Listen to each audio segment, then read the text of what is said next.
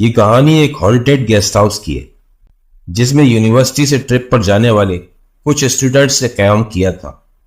وہ رات ایک ناقابل فراموش ہولناک رات تھی۔ یہ کہانی احمر سے شروع ہوتی ہے۔ احمر بے حد حساس، ہر وقت ہنسنے ہنسانے والا اور غیر معمولی صلاحیت کا مالک تھا۔ بچپن سے ہی احمر کی چھٹی حس بہت تیز تھی جو اس کو اکثر پیش آنے والے حادثوں سے خواب میں ہی خبردار کر دیتی تھی۔ اس کی اماں کو اس بات کا بہت پہلے ہی اندازہ ہو گیا تھا۔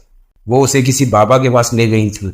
ان بابا جی نے احمر کو خاص ہدایت کی کہ بیٹا جو بھی دیکھو یا محسوس کرو اسے کسی پر ظاہر نہ کرو۔ قدرت تم سے کچھ خاص کام لینا چاہتی ہے، تم ان چیزوں کو سمجھ جاؤ گے، لیکن ابھی اس کا وقت نہیں آیا۔ انہوں نے دم کر دیا اور احمد کو کچھ صورتیں بتائیں اور ہدایت کی جب بھی مشکل میں ہو دل سے پڑھنا، غیبی مدد ہوگی۔ اماں احمد کو باقاعدگی سے پڑھواتی، پھر اس کی عادت پڑ گئی۔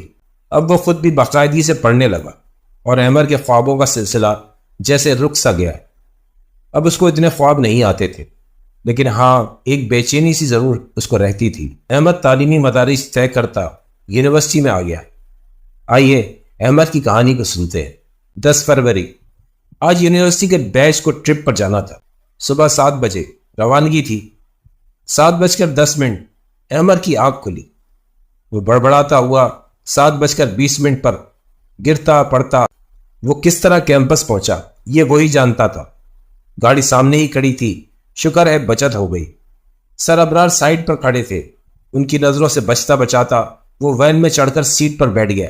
حسن نے آواز لگائی، احمد پیچھے آ کر بیٹھو۔ سر ابرار نے کہا ہے کہ آگے لڑکیاں بیٹھیں گی۔ احمد بیگ اٹھا کر حسن کے پاس جا کر بیٹھ گیا۔ اسٹوڈنٹ میں احمد، حسن، گلشیر اور سلیم تھے۔ احمد کی تو سب سے اچھی دوستی تھی۔ ہر بندہ یہ سمجھتا تھا کہ احمد اس کا بہت اچھا دوست ہے۔ لڑکیوں میں عظما، انیلا اور فرح تھی۔ 3 اساتذہ ساتھ جا رہے تھے، سر ابرار، سر امتیاز اور مس شائستہ۔ 7:30 سفر کا آغاز ہوا۔ وہ یہ نہیں جانتے تھے یہ سفر ایسا ہوگا جس کو یہ کبھی بھول نہ پائیں گے۔ انیلا کوئی ڈراؤنا قصہ سنا رہی تھی، سب لڑکیاں انہماک سے سن رہی تھی۔ قصہ دلچسپ تھا تو لڑکوں کی بھی توجہ اس طرف ہو گئی۔ احمد اچانک بولا، تمہاری کہانی سے ڈر لگے نہ لگے، لیکن تم جس طرح سے آنکھیں پھاڑ پھاڑ کر سنا رہی ہو واقعی ڈر محسوس ہو رہا ہے۔ سب لوگ ہنسنے لگے۔ اسی طرح ہنسی مذاق میں سفر جاری رہا۔ رات گئے یہ لوگ فیصل آباد کے ایک گیسٹ ہاؤس میں پہنچے۔ یہ سر ابرار کے ریفرنس سے بک ہوا تھا۔ یہ ان کے ایک دوست کا گھر تھا۔ دوست ملک سے باہر تھے، بس یہ گیسٹ ہاؤس بنا ہوا تھا۔ ایک چوکیدار دیکھ بھال کے لیے یہاں رہتا تھا۔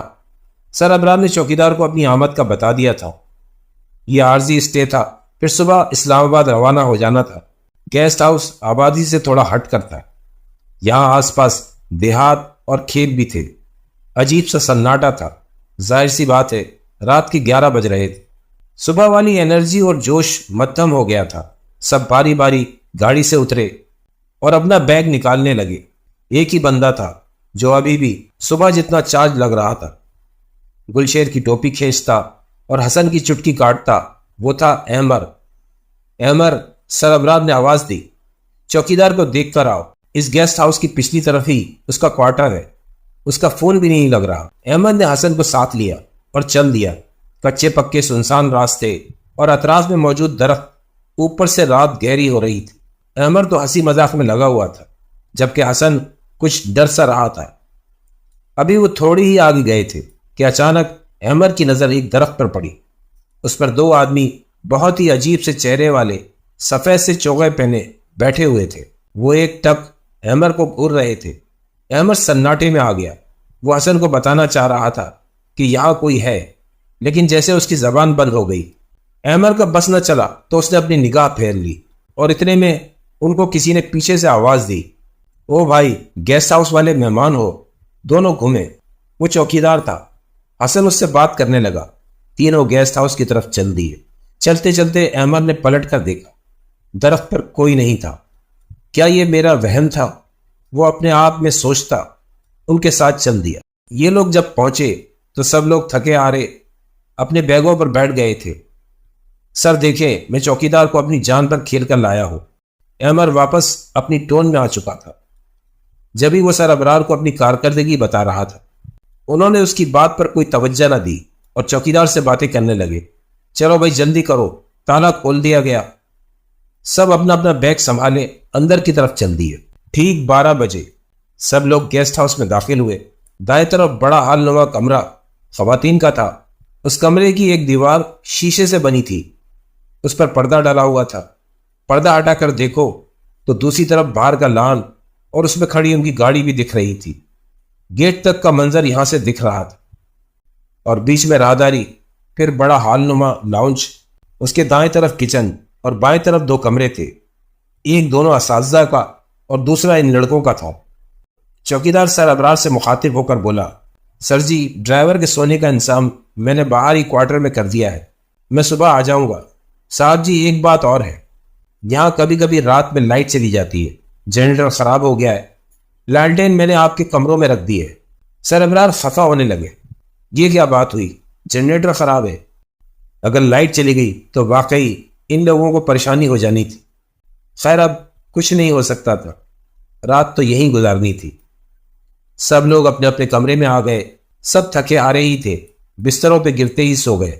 1:30 سب بے خبر سو رہے تھے۔ احمد کی آنکھ واش روم سے گرتے پانی کی آواز سے کھلی۔ یہ چاروں ہی نیچے میٹرس ڈال کر سو رہے تھے اور بیڈ پر انہوں نے بیگ رکھ دیے تھے۔ یہ بھی احمد کا ہی آئیڈیا تھا۔ کمرے کا نقشہ بگڑا ہوا تھا، نائٹ بلب کی روشنی پھیلی ہوئی تھی۔ احمد نے آنکھیں پوری کھول کر دیکھا، تینوں بے خبر سو رہے تھے۔ تو واش روم میں کون تھا؟ لگتا ہے کسی نے نل کھلا چھوڑ دیا۔ احمد جھٹکے سے اٹھا، جا کر واش روم کا دروازہ کھول کر دیکھا تو سٹپٹا گیا، کوئی نل نہیں کھلا تھا۔ جو آواز احمد کو آئی وہ وہم تو نہیں تھا، اس کا آج یہ دوسرا واقعہ تھا جو عجیب تھا۔ ابھی وہ آ کر بستر پر لیٹا ہی تھا کہ پانی کی گرنے کی آواز پھر سے آنے لگی، لیکن احمد اب نہ اٹھا بلکہ کانوں پر تکیہ رکھ لیا۔ کچھ ہی دیر گزری ہوگی کہ باتھ روم کا دروازہ کھلنے کی آواز آئی۔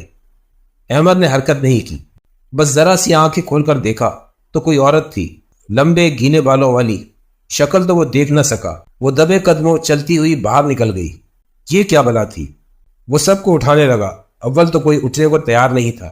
احمد نے لائٹ کھول کر ان کی چادریں کھینچ لی، آخرکار ان کو اٹھنا ہی پڑا۔ پہلے تو ان کو احمد کی بات کا یقین ہی نہ آیا، لیکن جب بات سمجھ میں آئی تو حسن کی شکل ہی ہونق ہو گئی۔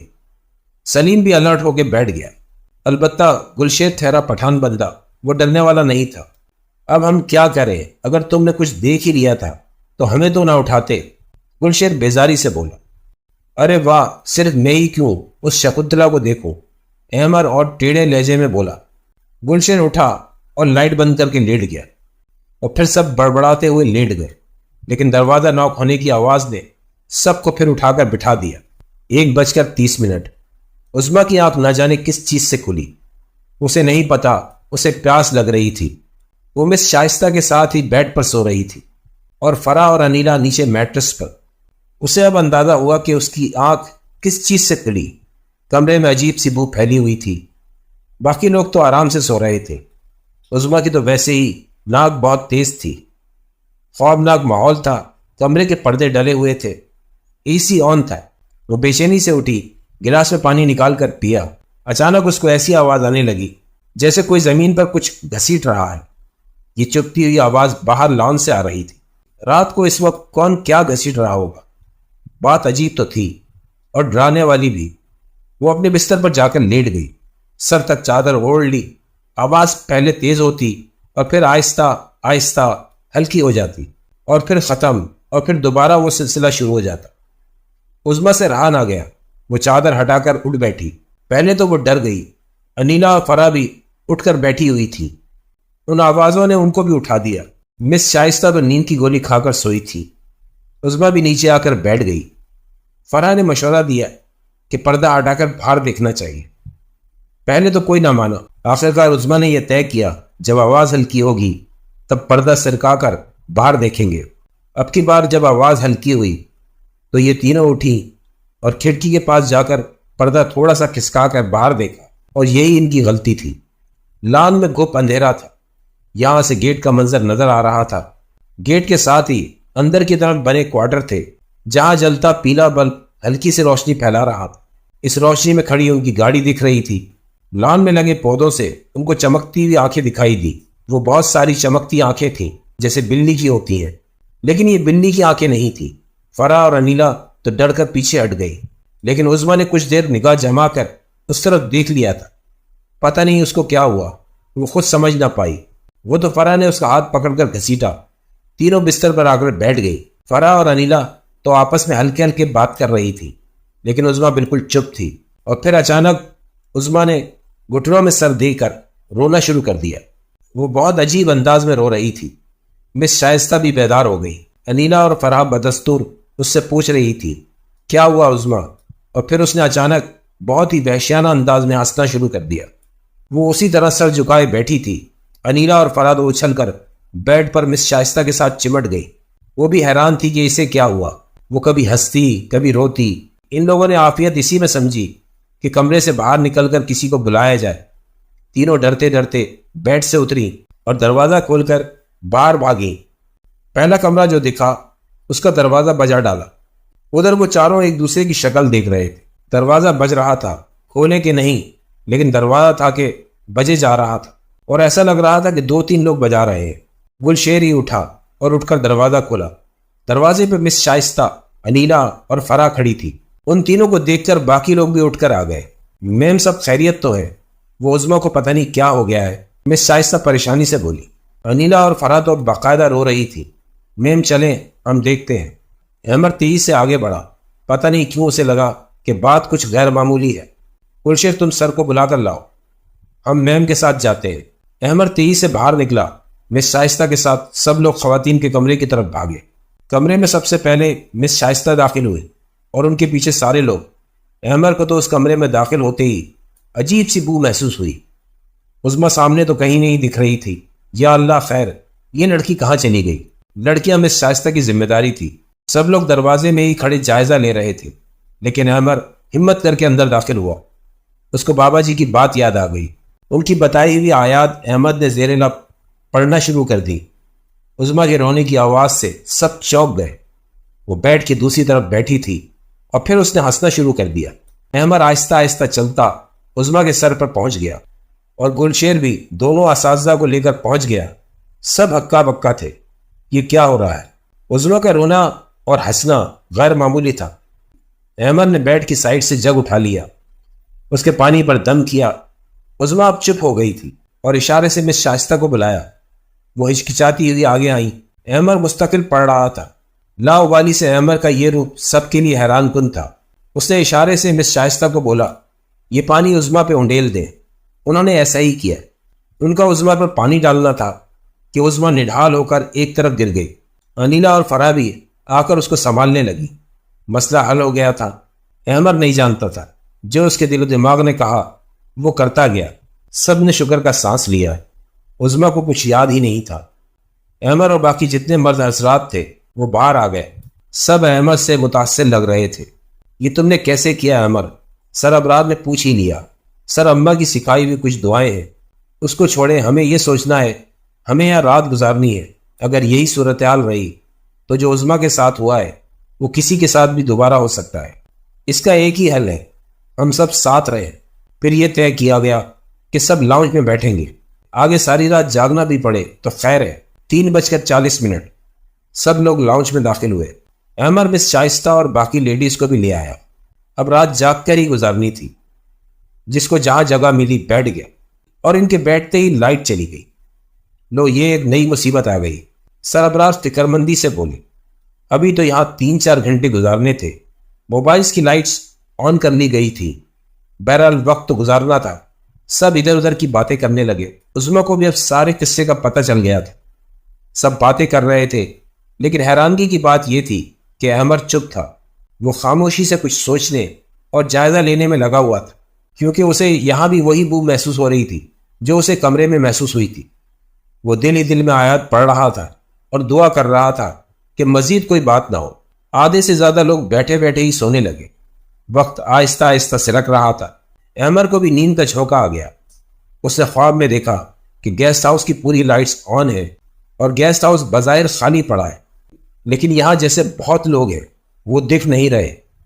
احمد ادھر ادھر سب کمروں میں گھومتا رہا۔ گھومتے گھومتے وہ اس کمرے میں بنی بڑی سی شیشے والی دیوار کے پاس آ گیا۔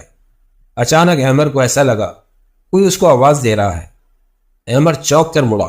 وہ آواز کا تعین نہیں کر پا رہا تھا کہ آواز کہاں سے آ رہی ہے۔ وہ جہاں کھڑا تھا وہاں سے لان دکھائی دے رہا تھا۔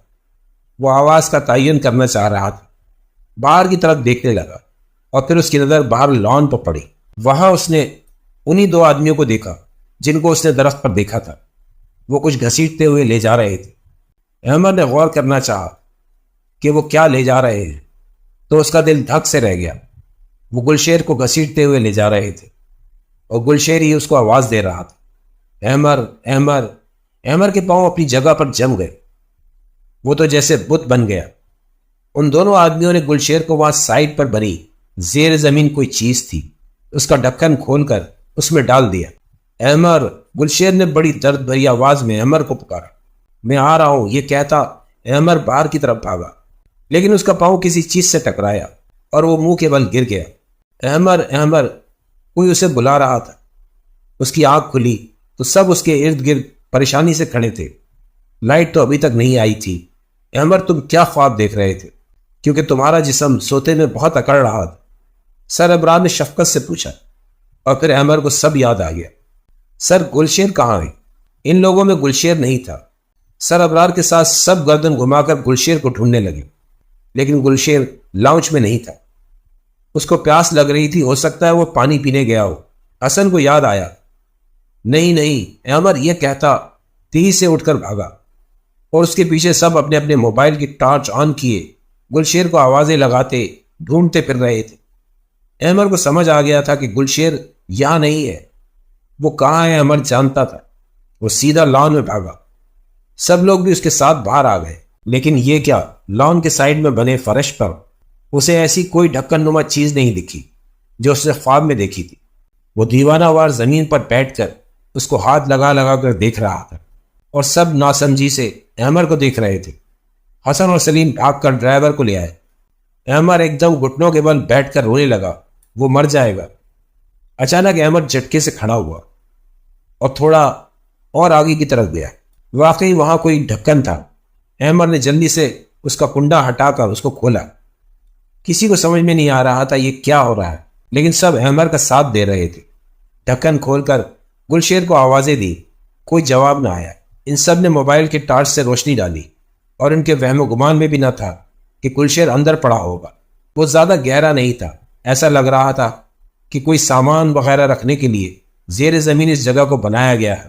احمد تو فوراً بغیر کچھ سوچے سمجھے اندر کود گیا۔ سلیم اور حسن نے مل کر گلشیر کو باہر نکالا۔ سر ابرار نے اس کی نبض چیک کی، چل رہی تھی، وہ بے ہوش تھا۔ پہلی فرصت میں سر ابرار نے لوگوں کے گروپ کو اندر بھیج کر سامان منگوایا۔ اب تو کوئی بھی یہاں رکنا نہیں چاہتا تھا۔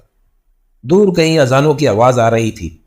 گلشیر کو اب ہوش آ گیا تھا، لیکن وہ چپ تھا۔ سامان گاڑی میں رکھ کر سب گاڑی میں بیٹھ گئے۔ ہلکی ہلکی روشنی پھیل رہی تھی۔ جب انہوں نے گیسٹ ہاؤس کو چھوڑا تو گیسٹ ہاؤس سے نکلتے احمد نے پیچھے پلٹ کر اس گیسٹ ہاؤس پر ایک الوداعی نظر ڈالی۔